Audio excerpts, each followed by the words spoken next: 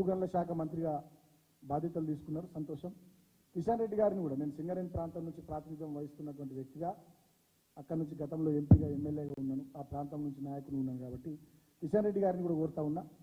గతంలో మా ప్రభుత్వం ఉన్నప్పుడు ముఖ్యమంత్రి కేసీఆర్ గారు ఆనాడు ప్రధానమంత్రి గారికి లేఖ రాశారు, సింగరేణికి సంబంధించినటువంటి బొగ్గు బావుల్ని సింగరేణి సంస్థకే ఇవ్వాలి, వేలంలో పెట్టొద్దని చెప్పి. ఆనాడు పరిశ్రమల శాఖ మంత్రి ఉన్నటువంటి కేటీఆర్ గారు ఆనాటి బొగ్గు గనుల శాఖ మంత్రి ఉన్న ప్రహ్లాద్ జోషి గారికి కూడా లేఖ రాశారు, సింగరేణికే బొగ్గు బ్లాకులు సింగరేణి సంస్థకి ఇవ్వాలి, ఓపెన్ యాక్షన్లో పెట్టొద్దని చెప్పి.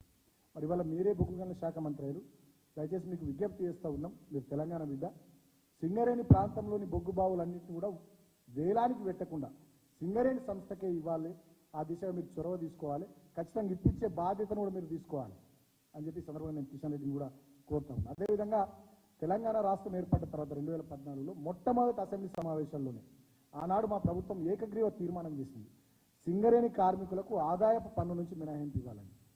కాబట్టి ఇవాళ మీరే బొగ్గు గనుల శాఖ మంత్రి ఉన్నారు, సో మీరే చొరవ తీసుకొని ఆ తీర్మానం ఆల్రెడీ కేంద్ర ప్రభుత్వం వద్ద ఉంది. గతంలో నేను పార్లమెంట్ సభ్యుడిగా పెద్దపల్లి నుండి రిప్రజెంట్ చేసినప్పుడు మా పార్టీ తరఫున నేనే మాట్లాడిన అంశం మీద పార్లమెంట్లో, లోక్సభలో. కాబట్టి ఇప్పుడు ప్రభుత్వం దగ్గర అది ఉంది కాబట్టి సింగరేణి కార్మికులకు ఆదాయ పన్ను నుంచి మినహాయింపు ఇచ్చేటటువంటి ఆ నిర్ణయం కూడా కేంద్ర ప్రభుత్వం తొందరగా తీసుకునేటట్టుగా మరి కిషన్ రెడ్డి గారు చొరవ తీసుకోవాలని చెప్పి ఈ సందర్భంగా నేను కోరుతూ, భారతీయ జనతా పార్టీ అయినా కేంద్రంలో, రాష్ట్రంలో కాంగ్రెస్ పార్టీ అయినా, మీ రెండు ప్రభుత్వాలు తెలంగాణ రాష్ట్ర ప్రజల ప్రయోజనాల కోసం, తెలంగాణ రాష్ట్ర ప్రగతి కోసం పనిచేయాలి తప్ప తెలంగాణ ప్రయోజనాలకు వ్యతిరేకంగా మీరు పనిచేసినట్టయితే డెఫినెట్గా తెలంగాణ సమాజం కానీ, తెలంగాణ సమాజం నుండి పుట్టినటువంటి మా బీఆర్ఎస్ పార్టీ కానీ ప్రజల గొంతుగా చూస్తూ ఊరుకొని కొట్లాడతారు. ఆనాడు మీరు భారతీయ జనతా పార్టీ మొన్న పార్లమెంట్ ఎన్నికలు మీరు చాలా విషయాలు చెప్పారు, బయ్యారంలో ఉక్కు కర్మాగారం పెట్టిస్తామన్నారు, మీరు పెట్టియాలి. కేంద్రంలో మీ ప్రభుత్వం వచ్చింది కాబట్టి రద్దు చేయబడ్డటువంటి ఐటీఐఆర్ తిరిగి తీసుకొస్తామన్నారు, మీరు తేవాలి. ఎందుకంటే ఇక్కడ 3 చోట్ల మీరే గెలిచారు, సికింద్రాబాద్, మల్కాజ్గిరి, అదేవిధంగా చేవెళ్ళ.